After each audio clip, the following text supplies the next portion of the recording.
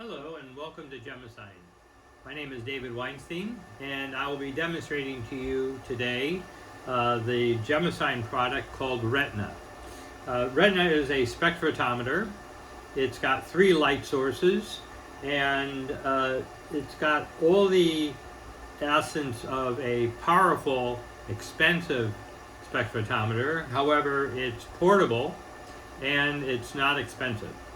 That was part of the objective that we had when we developed the Ratna device, and it's very successful in doing exactly what we expected it to. What we do is collect the spectra of the stone on 3 light sources. It's stored, the information is stored in a cloud, and AI software that we wrote will analyze the spectra and compare it to known spectra that are in the cloud that we developed. And it'll come up with a prediction as to what the identification of the stone is. We found through results from gemological laboratories that this instrument does correctly predict what the identification is of a gemstone based on these 3 light sources. So we refer to these light sources as like a fingerprint of the gemstone. Today I'd like to do a demonstration of a stone that most people have never heard of before. It's called Halite. Now, if I were to look at this stone just with my naked eye, I would say the stone is an expensive stone of the variety called Tourmaline, or a species called Tourmaline.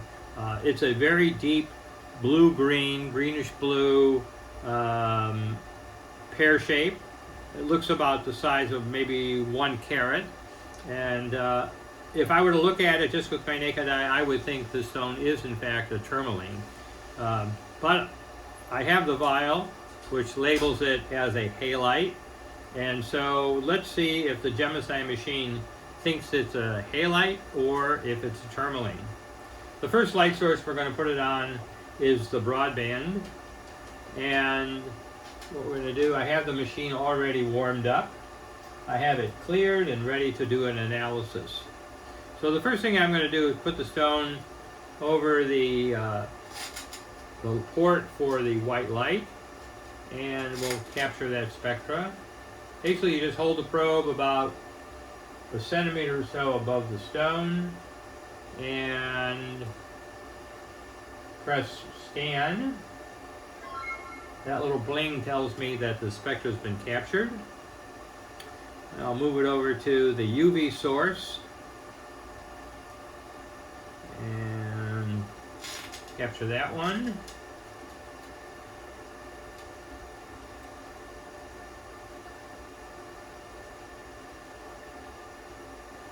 And no bling, but I can see on the computer that it did in fact capture that one. And now over to the laser.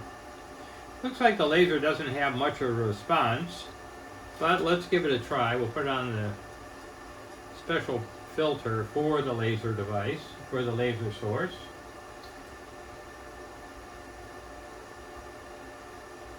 And now it doesn't look like there's enough of a signal coming through. Not uncommon. Some stones will give a laser signal, some won't. After I give it 3 tries, I usually just tell the computer that there is no laser signal to be considered in the analysis. And I'll show you what all that looks like. Okay, so I've captured 2 out of the 3 spectra, and now I'm going to bring the camera over and show you what it is that I've been looking at. Okay, here's the screen. Let me do some maintenance here and open this up so you don't have to stare at my background. There we go. There we go. Okay. So this was the button I pressed for broadband scan, UV scan, laser scan. And you can see here I've clicked off. Oh, let me enlarge this. There we go. 1 second. That's better. Now you can see. Yeah. Here's the button for indicate I'm analyzing a colored stone. Broadband scan, UV scan, laser scan with a click mark in the box saying ignore the laser, there is no laser signal. If I wanted to see what that broadband looks like, woo, it doesn't actually look like tourmaline. Okay, let's see what it is. And here's the UV, a nice strong UV. Yeah, not much here in the long wave UV. So this may not be tourmaline. Of course, I know it's not. Just with my naked eye, I thought it was. And let's see what the algorithm tells me, in fact, is the identification of this stone. Takes about a minute or so. There's about 20,000 spectra in the library that it has to look through. And let's see if it tells me indicolite, tourmaline, halite, which is actually the correct answer, or something else. Maybe it's not even either one of those. But actually I know what it is. I happen to know from the vial that it's halite. So let's see if the Gemasign Ratna product can properly find its ID. There it is, natural halite, green-blue, just like I thought. Okay, great. All right, next thing I say, if I wanted to see if there's any more information, I can click over here, and this tells me more about some of the choices. Let's see, the first choice it says was halite, second choice was halite, and third choice halite, fourth choice halite, halite all the way down. Wow.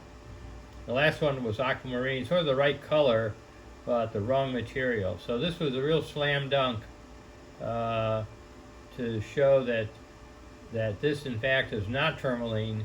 It's green-blue halite. All right. Let me put it back. I think we're already at there we go. Oh, let me slow this back down. Here we go. All right. So there you have it. The Gemasign Ratna product correctly identified my gemstone as being halite, and not what I thought when I just looked at it in the little vial, which I thought was a beautiful indicolite tourmaline. The difference in the price is just hundreds of dollars versus, just almost pennies. Anyways, that's the analysis for today. I hope you enjoyed it. If you like to see more, please subscribe, and I'll be posting other analysis as in the weeks and months ahead. Thank you so much for coming, and have a good day.